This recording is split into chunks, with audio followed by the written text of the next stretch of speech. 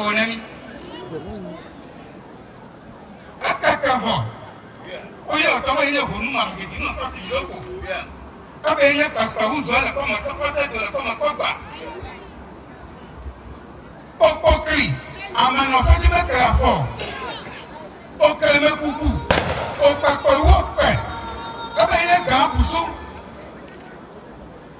abe ile nyakpo manya wewe popo matikowe eti wora jomla ekpe abe ile agbaje ile to kameru ma fo gbere oba yo ye ka kanu ma tongo we enu pe za me pe kele ne pa ka konu pe le bi oba ye papi ma ti mo to me to ka ara ne to ka ara konu pe le bi to me abu ami bi sa foi oba ye no pivo oba ye se krefu oba ye nyoru oba ko to me ne ko da ne da ko tu na ba oba ye ke bobo Babada, Adela Bogoligo, Adela Sonachi, Abaya Napana Pekaway, Yazana Godoano, Toka Akomazama, Akomadagri, Akomano to my Tupano, never the Torah Remu Topeka, Eteka, Aquete, Yevelia, Abaya Pupu, Amara Putedi, Oko Mako, Ote Metal, Otiti Tuto. Okay, Mako. Oh, Yamame. Oh, the Buffalo. Come.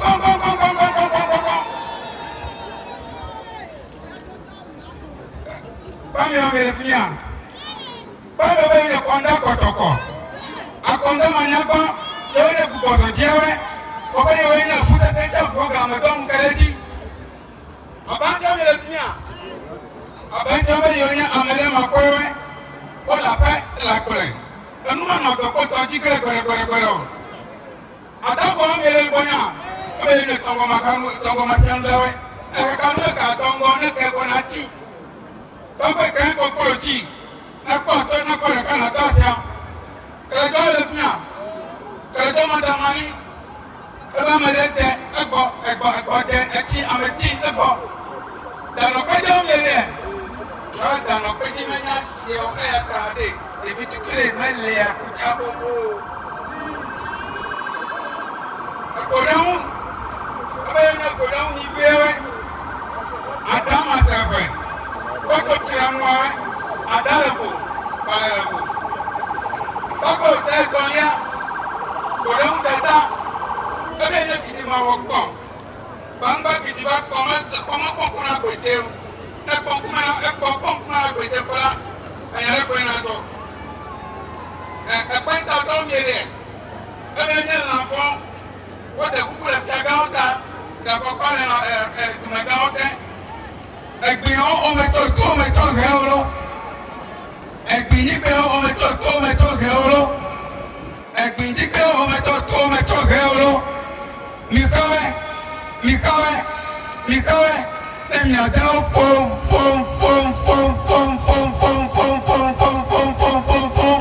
Yesam.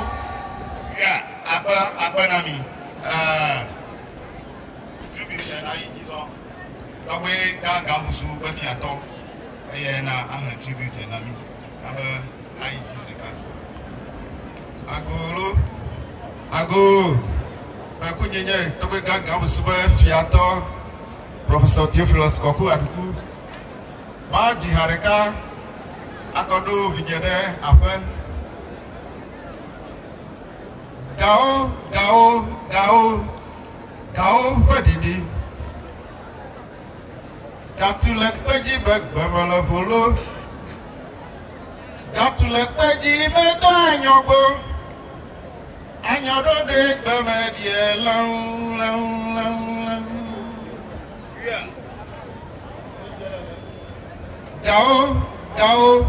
Gao, Fadidi.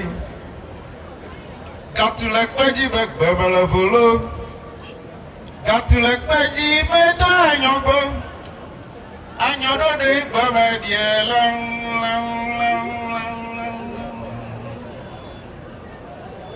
Wade one day, me matuna. Talk on love. lobodembe matona. Lobodembe matona.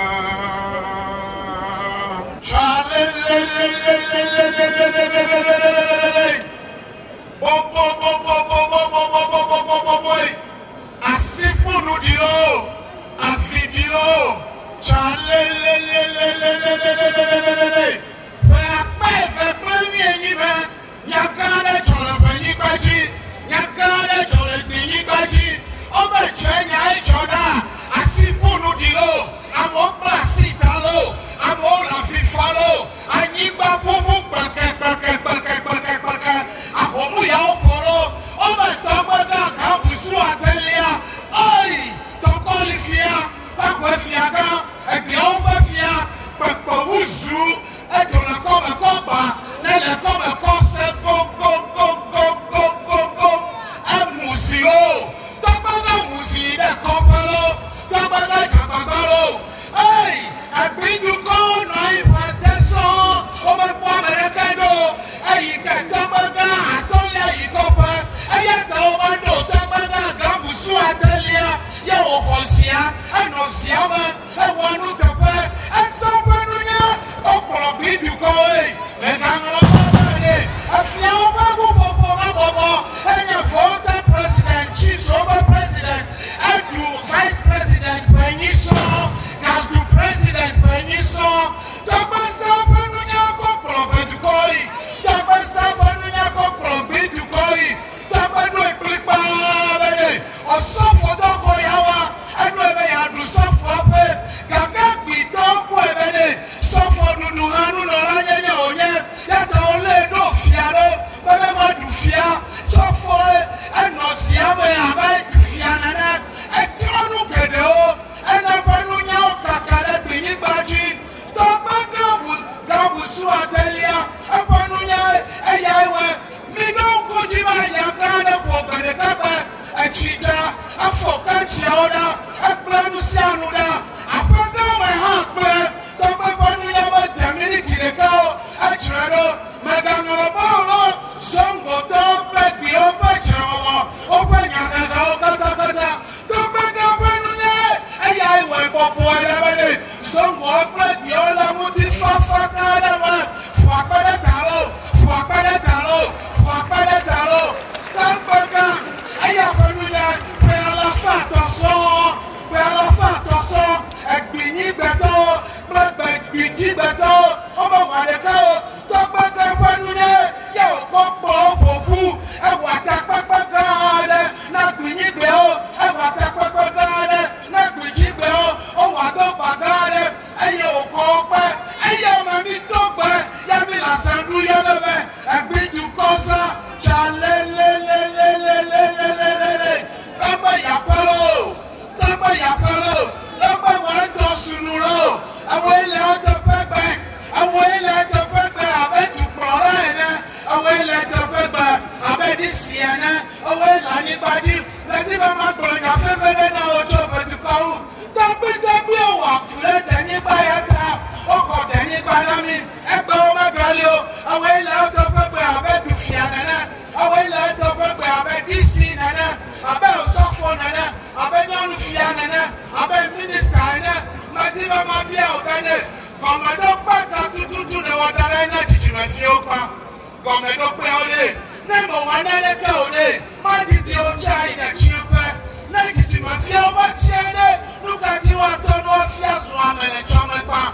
Mele pa bromene, epia ode, omega le pepe dolo, epe nkoni omega le nkocho olo, nko maseko moso kocho pia ode lo, nko onabene, Erickson, Vizetsin, Prospersin, Nkoya okatane, mwenye kwenkonye olo, kwenkonye ole na bechifa, emefa, yayira, sefako, mauto, delanyo, kameli, nkoya oenye kwenko fa ola, mwenye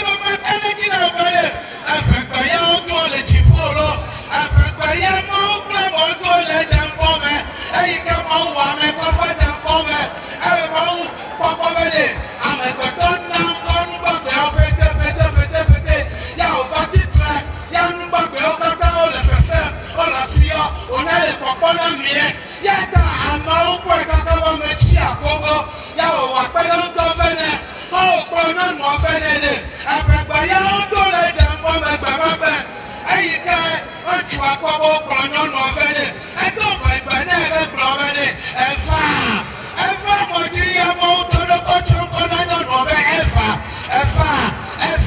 enyo no apo ju obe de adamwa ye ko ko be de adam ebi o mi le be na be ya mi do be na be ngo akpenami yo akpenami